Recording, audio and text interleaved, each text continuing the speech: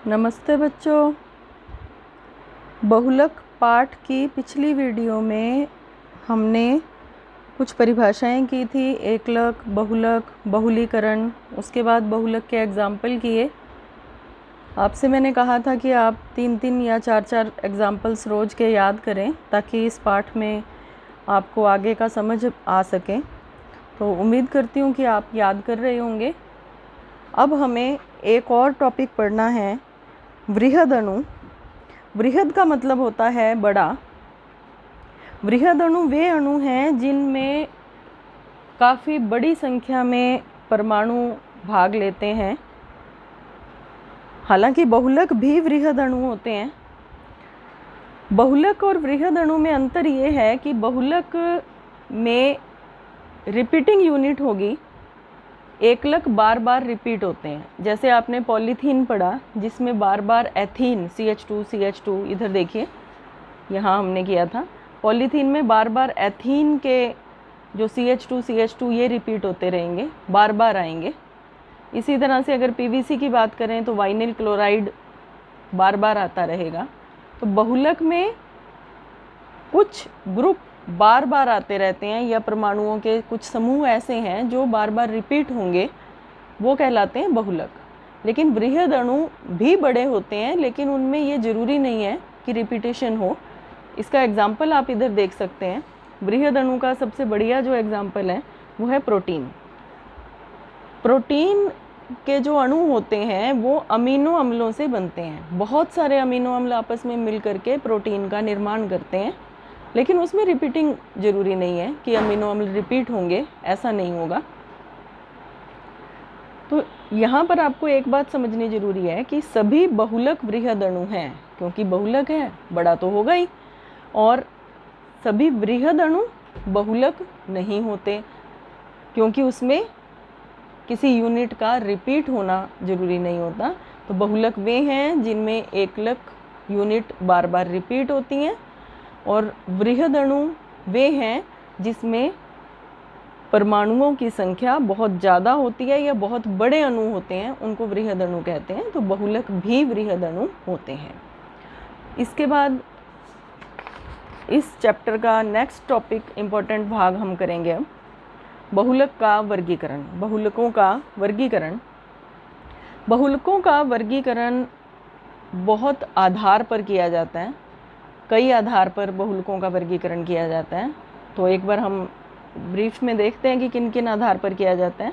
स्रोत के आधार पर कि बहुलक मिला कहाँ से, एकलक के आधार पर किस एकलक से बना है, क्या वो सभी एकलक एक जैसे हैं या वो दो प्रकार के एकलक से बना है। तीसरा जो होता है बहुलीकरण के प्रकार के आधार पर, कौन सी अभिक्रिया के द्वारा बहुलीकरण हुआ। दो प्रकार की अभिक्रियाओं के द्वारा बहुलीकरण हो सकता है, या तो योगात्मक के द्वारा या संघनन के द्वारा। उसके बाद संरचना के आधार पर बहुलीकरण, कि उनकी बहुलक की संरचना कैसी है, रेखीय है, शाखित है या जाल के रूप में है। बहुलक का तापमान की ओर व्यवहार के आधार पर वर्गीकरण, कि गर्म करने पर बहुलक कैसा व्यवहार शो करता है, वो वर्गीकरण होगा इसमें। और छठा और आखिरी प्रकार का वर्गीकरण है आणविक बलों के आधार में वर्गीकरण, कि ये जो बहुलक है उसके विभिन्न अणुओं के मध्य कौन से बल काम कर रहे हैं, किन बलों के द्वारा ये बहुलक के सभी इकाइयाँ आपस में जुड़ी रहती हैं, उन बलों के आधार पर वर्गीकरण किया जाता है। तो ये 6 प्रकार का वर्गीकरण है। इसको अब डिटेल में लेते हैं। सबसे पहले प्रकार का वर्गीकरण है स्रोत के आधार पर वर्गीकरण, कि बहुलक कहाँ से मिले। 3 प्रकार के वर्गीकरण में 3 प्रकार के बहुलक पढ़ेंगे, प्राकृतिक बहुलक, संश्लेषित बहुलक और अर्ध संश्लेषित बहुलक। नाम से स्पष्ट है, प्राकृतिक बहुलक वे बहुलक हैं जो प्रकृति के द्वारा मिलते हैं या प्राकृतिक रूप से हमें तैयार मिलते हैं, हमें उसमें कुछ नहीं करना होता। पौधों से मिल सकते हैं, जंतुओं से मिल सकते हैं। उदाहरण है कपास, सिल्क, ऊन, रबड़, सेलुलोज आदि। संश्लेषित बहुलक वे बहुलक हैं जिन्हें प्रयोगशाला में तैयार किया जाता है, कम भार वाले छोटे एकलकों से बनाया जाता है, इनको संश्लेषित बहुलक कहते हैं। पॉलीथीन जो हमने बहुलक का जो पहला एग्जाम्पल किया था, पॉलीथीन, नायलॉन, पीवीसी, ये सभी इसके उदाहरण हैं। आगे है अर्ध संश्लेषित बहुलक, इनके बीच का स्टेज होती है, बीच की स्टेज होती है प्राकृतिक बहुलक। एक्चुअली जो अर्ध संश्लेषित बहुलक है ये वो हैं जो प्रकृति से मिलते हैं, परंतु हम उन्हें प्रयोगशाला में या फैक्ट्रीज़ में थोड़ा सा मॉडिफाई कर देते हैं, आवश्यकता के अनुसार उनमें नए गुण लाने के लिए, अच्छे गुण लाने के लिए उनमें कुछ रूपांतरण या परिवर्तन कर देते हैं, उन्हें अर्ध संश्लेषित बहुलक कहते हैं। उदाहरण है गन कॉटन, ये सेलुलोज जो कपास में पाया जाता है या पौधों में पाया जाता है, सेलुलोज का नाइट्रो व्युत्पन्न होता है, उसमें नाइट्रो ग्रुप सेलुलोज में डाल दिया जाता है, उसे गन कॉटन कहते हैं। वल्कनीकृत रबड़, इसकी डिटेल भी हमें इस चैप्टर में पढ़नी है। ये प्राकृतिक रबड़ को सल्फर के साथ गर्म करके बनाया जाता है, जिससे उसके गुण बदल जाते हैं। तो ये 3 प्रकार के बहुलक हुए स्रोत के आधार पर। अगला है एकलक के आधार पर वर्गीकरण। पहला है समबहुलक। समबहुलक का मतलब है वे बहुलक जिनमें सारे के सारे एकलक एक जैसे हैं, या हम कहें कि एक ही एकलक के बार बार रिपीट होने से बनते हैं, उन्हें समबहुलक कहते हैं। उदाहरण पॉलीथीन, जो पहला एग्जाम्पल आपने किया था, जो एथीन के बार बार रिपीट होने से बना। पीवीसी, ये भी एग्जाम्पल हमने पीछे किया, पॉली वाइनिल क्लोराइड, जो वाइनिल क्लोराइड के बार बार रिपीट होने से बना। ये एथीन से बना पॉलीथीन और विनाइल क्लोराइड से बना पीवीसी, ये है पीवीसी। दूसरे प्रकार के बहुलक हैं सहबहुलक।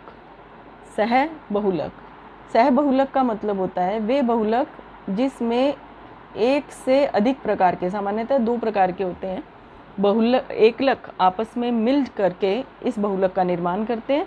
आपको अगर ध्यान हो तो पीछे जो हमने एग्जाम्पल किए थे, उन एग्जाम्पल्स में हमने नाइलॉन 66 का एग्जाम्पल किया था, जिसमें हेक्सामेथिलीन डाइअमीन और एडिपिक अम्ल 2 प्रकार के एकलक आपस में जुड़ करके एक बहुलक नाइलॉन 66 का निर्माण करते हैं। तो ये कहलाते हैं सहबहुलक। तो आपको याद रखना चाहिए एग्जाम्पल, जो पॉलीथीन है वो सम आपका बहुलक है, सम बहुलक है, और जब नाइलॉन 66 है वो सहबहुलक का उदाहरण है। अब तीसरे प्रकार का वर्गीकरण आता है बहुलीकरण के प्रकार के आधार पर, कि बहुलीकरण कैसे हो रहा है। आपको ध्यान है इस चैप्टर में की शुरुआत में जब हमने बहुलक की परिभाषा की थी, हमने किया था कि छोटी इकाइयाँ आपस में सहसंयोजक बंध द्वारा जुड़ती हैं।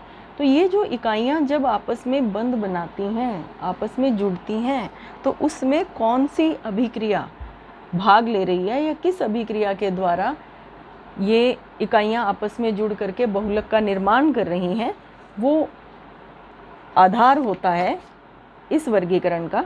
इसमें आपको 2 प्रकार पढ़ने हैं, योगज बहुलक या इसे योगात्मक बहुलक भी कहते हैं, और दूसरा है संघनन बहुलक। आपने छोटी कक्षाओं में 10th तक अभिक्रियाओं के प्रकार पढ़े, जिसमें योगात्मक अभिक्रिया आपने पढ़ी। योगात्मक अभिक्रिया का मतलब होता है जिसमें क्रियाकारक आपस में जुड़ करके केवल एक क्रियाफल बनाते हैं, या हम ये कह सकते हैं कि क्रियाकारक पूरी तरह आपस में जुड़ जाते हैं और कुछ भी बीच में से निकलता नहीं। जो क्रियाकारक थे वो आपस में जुड़ गए और कुछ भी और नहीं निकलेगा, तो उसे हम योगात्मक अभिक्रिया कहते हैं। तो योगात्मक बहुलक में योगात्मक अभिक्रिया काम में आती है, जितने भी एकलक हैं वो सभी आपस में जुड़ जाते हैं, कुछ भी बाहर नहीं निकलता, जिसकी वजह से जो बहुलक का अणुभार होता है वो सभी एकलकों के कुल भार के बराबर होता है। तो इसमें देखिए यहाँ पर आपके दे रखा है, ये कोई उपजात नहीं बनता, योगात्मक बहुलक का संश्लेषण होता है। इसमें बहुलक का आणविक भार एकलक के आणविक भारों का गुणक होता है, जितने एकलक होंगे उसी हिसाब से बहुलक का भार होगा। इसमें एक और विशेष बात आपको ध्यान रखनी है, इसमें द्वि या त्रिबंध युक्त एकलक भाग लेते हैं। द्वि या त्रिबंध युक्त एकलक इसमें भाग लेते हैं। आपने पीछे एथीन का एग्जाम्पल लिया, एथीन डबल बॉन्ड वाली थी और उसमें योगात्मक बहुलीकरण की क्रिया ही होती है। जितनी है सारी की सारी एथीन आपस में जुड़ जाएंगी, कुछ भी निकलेगा नहीं, और जो पॉलीथीन बनेगी वो जितनी एथीन जुड़ी हैं उनके अणुभारों के योग के बराबर होगा। तो सभी प्रकार के विनाइल एकलक, विनाइल ग्रुप कल हमने बात की थी, विनाइल ग्रुप आपको समझाया था। विनाइल ग्रुप कौन सा होता है? CH2 डबल बॉन्ड CH2 में से एक हाइड्रोजन निकल जाए और एक वैलेंसी फ्री हो जाए, इसको विनाइल ग्रुप कहते हैं। तो सभी विनाइल एकलक योगज बहुलक बनाते हैं। इसके बाद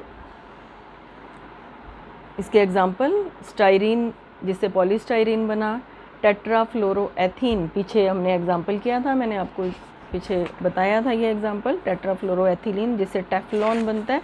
यहाँ पर आपको एक नई बात पता चल रही है, नॉन स्टिक बर्तनों में टेफ्लॉन का लेपन होता है। ये प्रश्न कई बार परीक्षा में पूछा जाता है। नॉन स्टिक बर्तन कौन से होते हैं? नॉन स्टिक बर्तन वे हैं जिन पर खाना पकाते समय खाना चिपकता नहीं है, जल्दी से जलता नहीं है, उनके ऊपर एक लेप चढ़ा होता है बहुलक का, उस बहुलक का नाम है टेफ्लॉन। ये आपको याद रखना है, प्रश्न पूछा जाता है। अगले प्रकार का बहुलीकरण है संघनन बहुलीकरण, जिससे हमें संघनन बहुलक प्राप्त होते हैं। इसमें क्या होगा, दो या अलग प्रकार के जो द्वि या त्रिक्रियात्मक एकलक अणु हैं, मतलब इसका ये है कि अलग अलग प्रकार के, मोस्टली सहबहुलक जो होंगे उनमें संघनन बहुलक होता है। तो इसमें क्या होता है, इनके क्रियात्मक समूह अलग अलग होते हैं जो एकलक भाग ले रहे होते हैं। तो वो जब आपस में जुड़ते हैं, मुख्य बात आपके ध्यान में रखने वाली यह बात है कि उन एकलकों के जुड़ते समय कुछ छोटे अणु बाहर निकलते हैं। वो छोटे अणु हो सकते हैं जल हो सकता है, अल्कोहल हो सकता है, HCl हो सकता है, इसी प्रकार से कुछ छोटे अणु बाहर निकलेंगे।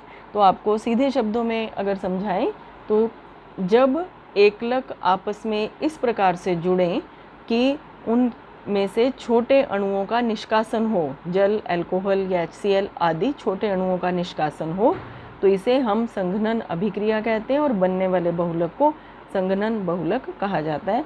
जो नाइलॉन 66 सह बहुलक का उदाहरण पिछले चैप्टर में, पिछले पेज में किया हमने, वो भी इसी संघनन बहुलक का उदाहरण है। आगे है संरचना के आधार पर वर्गीकरण।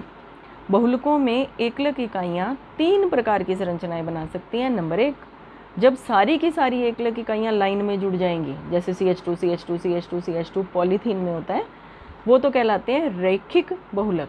यहाँ पर आपको चित्र नज़र आ रहा है रैखिक बहुलक का, और इसके एग्जाम्पल हैं हाई डेंसिटी पॉलीथीन HDPE। बेटा आपको ये शॉर्ट नेम जरूर याद रखने हैं। कल भी मैंने आपको बोला था कि ये जो हमने चार्ट किया था, इसमें जो एग्जाम्पल किए थे, जिन जिन के भी शॉर्ट नेम आ रहे हैं उनको आप याद रखें। PVC, PE, PS, PP, ये देखिए यहाँ पर शॉर्ट नेम आपके दे रखे थे। इसी प्रकार से टेफ्लॉन, ये भी शॉर्ट नेम है, आपको याद रखना चाहिए। और रैखिक बहुलक में, रैखिक बहुलक का जो एग्जाम्पल है वो है उच्च घनत्व का पॉलीथीन। हम आगे उच्च घनत्व पॉलीथीन की डिटेल पढ़ेंगे। हाई डेंसिटी पॉलीथीन HDPE, इस पर कई बार प्रश्न पूछा जाता है। PVC, नाइलॉन, पॉलिएस्टर, ये रैखिक बहुलक के एग्जाम्पल है। आगे है शाखित श्रृंखला बहुलक। बिल्कुल रैखिक बहुलक जैसा ही होगा, पॉलीमर जो बनेगा या बहुलक जो बनेगा वो इस प्रकार से रेखा के रूप में ही बनेगा और इसमें से साइड पर छोटी छोटी शाखाएं निकलती रहेंगी। इसको रैखिक बहुलक से आगे शाखित बहुलक कहा जाता है इसे। इसके एग्जाम्पल कर लें, कम घनत्व polythene, low density polyethylene LDPE। Glycogen जो हमारे शरीर में ग्लूकोज को संचित करने के लिए जो बनता है वो ग्लाइकोजन होता है, ये इसके एग्जाम्पल हुए। त्रियकबद्ध जाल बहुलक, क्रॉस लिंक्ड नेटवर्क पॉलीमर बोलते हैं इसमें। इसमें बहुत सारी रैखिक श्रृंखलाएं आपस में जाल के रूप में जुड़ जाती हैं, बंद बना लेती हैं, तो इनको कहा जाता है त्रियकबद्ध जाल बहुलक। ये बहुलक कठोर होंगे, भंगुर होंगे, दृढ़ होंगे। कठोर आप समझते हैं, हार्ड होगा, ये जल्दी से दबाया नहीं जाता। भंगुर का मतलब होता है कि अगर इस पर चोट मारी जाएगी तो ये बिखर जाएगा। और दृढ़ होते हैं साधारणतः ये किसी भी विलायक में विलय नहीं होते, विलायक में घुलेंगे नहीं बल्कि विलायक को सोख लेते हैं। उदाहरण है वल्कनीकृत रबड़, ये दूसरी बार हम पढ़ रहे हैं। वल्कनीकृत रबड़ पहले भी पढ़ा है हमने, इसमें पढ़ा था, देखिए अर्धसंश्लेषित बहुलक में इसका एग्जाम्पल पढ़ा था वल्कनीकृत बहुलक का, वल्कनीकृत रबड़ का, सॉरी, ये रहा। तो यही यहाँ पर भी पढ़ रहे हैं, त्रियकबद्ध में भी आएगा वल्कनीकृत रबड़। बेकेलाइट, मेलामीन। बेकेलाइट और मेलामीन आपने कई बार पढ़े हैं, आगे भी पढ़ेंगे। बेकेलाइट बिजली के उपकरण बेकेलाइट के बने होते हैं, और जो मेलामीन है, आप लोगों ने कुछ ऐसे बर्तन देखे होंगे जो देखने में क्रॉकरी जैसे, चीनी मिट्टी जैसे लगते हैं, लेकिन वास्तव में वो अनब्रेकेबल बर्तन होते हैं। अनब्रेकेबल यूटेंसिल्स के नाम से ही उनको जाना जाता है। शादियों में या फंक्शंस में आपने ऐसी प्लेटें, कटोरियाँ यूज़ की होंगी, वो मेलामीन के बने होते हैं। तो ये 3 प्रकार का हो गया, रेखिक, शाखित और त्रियकबद्ध जाल बहुलक। अगला है बहुलक का तापमान की ओर व्यवहार के आधार पर वर्गीकरण, कि गर्म करने पर बहुलक का व्यवहार क्या रहता है, वो आपको देखना है। तो इसमें क्या है, ताप सुनम्य या ताप सुघट्य बहुलक। ताप सुनम्य बहुलक वे हैं जिन्हें एक बार गर्म कर दें, गर्म करने के बाद वो नरम पड़ जाते हैं, उनको किसी भी शेप में ढाला जा सकता है, और यह क्रिया बार बार दोहराई जा सकती है। मतलब यूज़ किया, रिसाइक्लिंग होती रहती है इनकी। टूट गया या उसकी शेप बदलनी है, गर्म किया, नरम पड़ जाएगा, उसकी शेप बदली जा सकती है, किसी भी शेप में उसको ढाला जा सकता है। तो ये क्रिया बार बार की जा सकती है, रिसाइक्लिंग हो जाती है इनकी। इन्हें ताप सुनम्य प्लास्टिक या ताप सुघट्य बहुलक के नाम से जाना जाता है। सारे के सारे रेखीय बहुलक, पॉलीस्टाइरीन, पॉलीएथीन, पीवीसी, ये सभी इसके एग्जाम्पल हैं। अब इसके बाद देखिए ताप दृढ़ बहुलक, बिल्कुल उल्टा रहेगा। ये वे बहुलक हैं जो एक बार किसी शेप में आ गए तो गर्म करने पर अब उन्हें सॉफ्ट नहीं होंगे, इनको किसी और शेप में नहीं ढाला जा सकता। ये त्रियक जाल बहुलक होते हैं, त्रिविम जाल संरचनाएं होती हैं इनमें, और इनको दोबारा उपयोग नहीं किया जा सकता। उदाहरण है सभी त्रियक जाल बहुलक, जैसे कि बेकेलाइट, मेलामीन, ये इसमें आ जाता है। आखिरी प्रकार का जो वर्गीकरण है वो है आणविक बलों के आधार पर वर्गीकरण। आणविक बलों के आधार पर वर्गीकरण का मतलब है कि बहुलक की जो श्रृंखलाएं हैं वो आपस में जुड़ने के बाद बहुलक किस प्रकार का व्यवहार शो करता है श्रृंखलाओं के आपस में जुड़ने के बाद। इसमें पहला प्रकार है प्रत्यास्थ बहुलक। प्रत्यास्थ का इंग्लिश नाम देखिए, आपको ज़्यादा समझ में आएगा, इलास्टोमर्स, इलास्टिक। इलास्टिक आप लोगों ने कपड़े में डले हुए देखे होंगे। इलास्टिक वे पदार्थ हैं जिनमें इलास्टिसिटी का गुण पाया जाता है, मतलब अगर हम उन्हें खींच लें तो वो खींच भी जाते हैं, छोड़ दें तो वो अपनी शेप में वापस भी आ जाते हैं, तो उसे प्रत्यास्थता या इलास्टिसिटी कहते हैं। इन बहुलकों को सामान्यतः रबड़ भी कहा जाता है, आपस में दुर्बल अंतराण्विक बलों द्वारा जुड़े रहते हैं, इसी कारण इनको खींचा जा सकता है। तो आपको अब याद रखना है कि प्लास्टिक को या रबड़ को कैसे खींचा जा सकता है या इनको क्यों खींच पाते हैं हम, उसके पीछे कारण है कि इनकी श्रृंखलाएं, इनकी बहुलक श्रृंखलाएं आपस में दुर्बल अंतराण्विक बलों द्वारा जुड़ी रहती हैं और इनके बीच में त्रियक बंध भी होते हैं। आगे है इसके उदाहरण प्राकृतिक रबड़ की प्रत्यास्था। तो आप देखिए जो प्राकृतिक रबड़ होता है, प्रकृति से जो हमें रबड़ मिलता है, आपको ध्यान है कि रबड़ के पेड़ से मिलता है। रबड़ के पेड़ से एक दूध जैसा पदार्थ जिसे लेटेक्स कहा जाता है वो निकलता है, उसकी विभिन्न रासायनिक क्रियाएं करवाई जाती हैं जिससे रबड़ प्राप्त होता है, जिसे प्राकृतिक रबड़ कहा जाता है। अब उसमें क्या कमी रहती है, वो घिसता जल्दी है, उसमें इलास्टिसिटी कम होती है, तो उसकी प्रत्यास्थता बढ़ाने के लिए, उसको कम घिसने वाला बनाने के लिए उस प्राकृतिक रबड़ को सल्फर गंधक के साथ मिलाकर गर्म किया जाता है। अब जो रबड़ बनता है उसे कहते हैं वल्कनीकृत रबड़ और इस क्रिया को कहा जाता है वल्कनीकरण। तो वल्कनीकरण, इस पर प्रश्न परीक्षा में पूछा जाता है, बहुत इम्पोर्टेंट है। वल्कनीकरण वह क्रिया है जिसमें प्राकृतिक रबड़ को सल्फर के साथ मिलाकर गर्म किया जाता है, जिससे रबड़ की प्रत्यास्थता बढ़ जाती है, उसे वल्कनीकृत रबड़ और इस क्रिया को वल्कनीकरण कहा जाता है। उदाहरण है Buna S, Buna N, neoprene, ये सभी वल्कनीकृत रबड़ के उदाहरण हैं। अगले हैं रेशे। इनको खींचा नहीं जा सकता, रबड़ से उल्टे चलेंगे, प्रत्यास्थ बहुलक से उल्टे चलेंगे, इनको खींचा नहीं जा सकता। जैसे प्रत्यास्थ बहुलक को सामान्य भाषा में रबड़ कहते हैं, वैसे ही इनको सामान्य भाषा में धागा कहते हैं। ये वस्त्र उद्योग में तरह तरह के धागे काम में लिए जाते हैं। इनमें प्रबल बल पाए जाते हैं और ये जो प्रबल बल हैं वो श्रृंखलाएं प्रबल बलों की वजह से बहुत क्लोज पैकिंग हो जाती है उन श्रृंखलाओं की। उदाहरण है पॉलिएस्टर, जिसके विभिन्न प्रकार के वस्त्र बनाए जाते हैं। नायलॉन 66 वो भी इसी का एक उदाहरण है। प्राकृतिक रेशे, सिल्क, ऊन, कपास, ये सभी इसी के एग्जाम्पल हैं। ये हुए बहुलकों का वर्गीकरण। अब हम इसको ब्रीफ में फिर से देख लेते हैं, रिपीट करते हैं। स्रोत के आधार पर वर्गीकरण, प्रकृति से मिलते हैं, प्रयोगशाला में बनाए जाते हैं।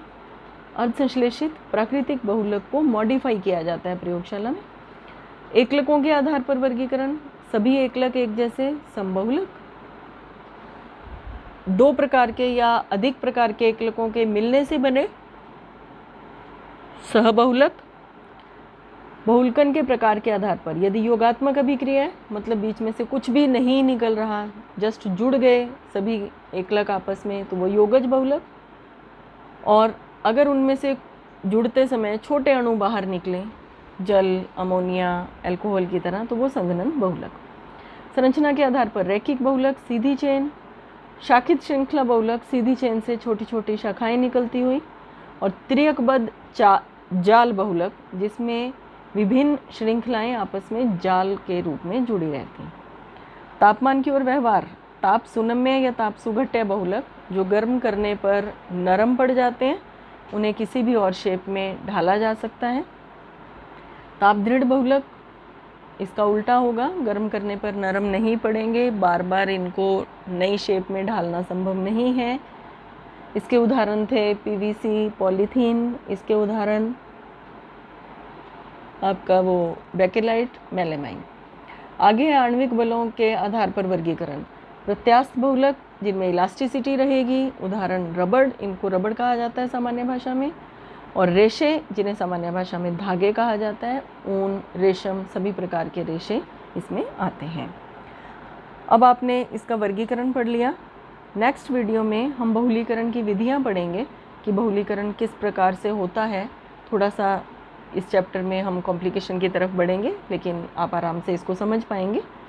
तो जितना आपने इसमें किया है, इसको समझकर याद करने की कोशिश करें। जो जो आपको बताया है कि इम्पोर्टेंट है, एग्ज़ाम में आता है, उसको आप बार बार रिपीट करें। Thank you.